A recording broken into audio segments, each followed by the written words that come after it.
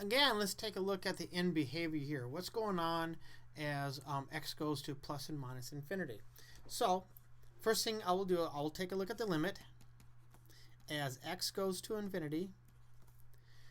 That didn't look very good. That's an arrow. Of 5 plus sine of x over square root of x.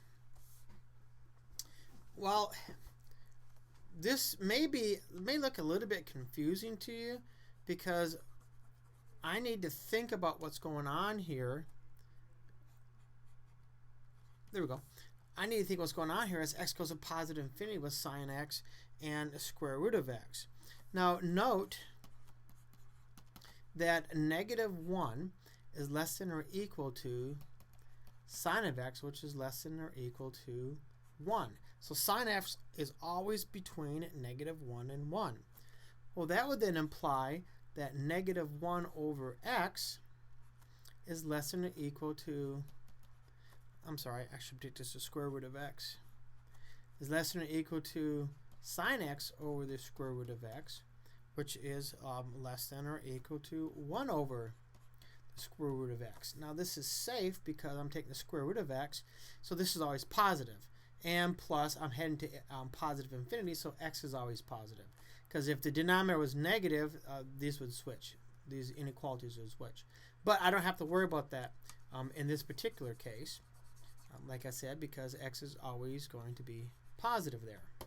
So I can then say, therefore, the limit as x goes to positive infinity of -1 over the square root of x is less than or equal to the limit as x goes to positive infinity of sine x over x, square root of x, which is less than or equal to the limit as x goes to infinity of 1 over the square root of x.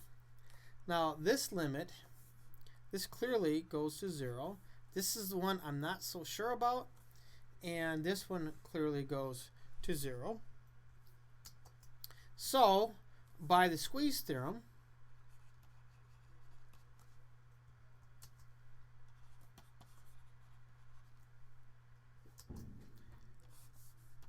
I can say that the limit as x goes to infinity of sine x over x goes to 0.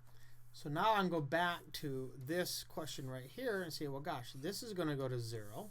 So that then means that the limit as x goes to positive infinity of 5 plus sine x over square root of x is simply equal to 5.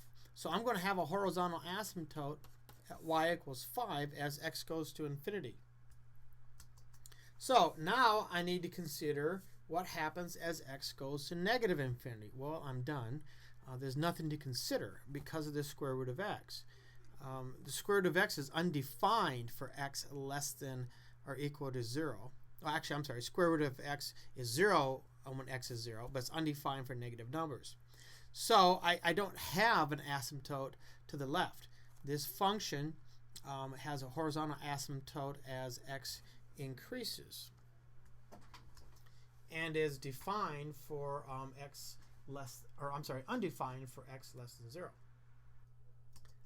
So let's go ahead and take a quick look at this in Maple. Here's the function. I'm going to take x from -10 to 100, and then y from -2 to 10, and I'm just going to say my thickness equals 3. You know, I'm going to slip in here. I'm going to toss in, we said the horizontal asymptote was 5, so I'm going to slip in just simply a horizontal line at 5. And let's just see what we get.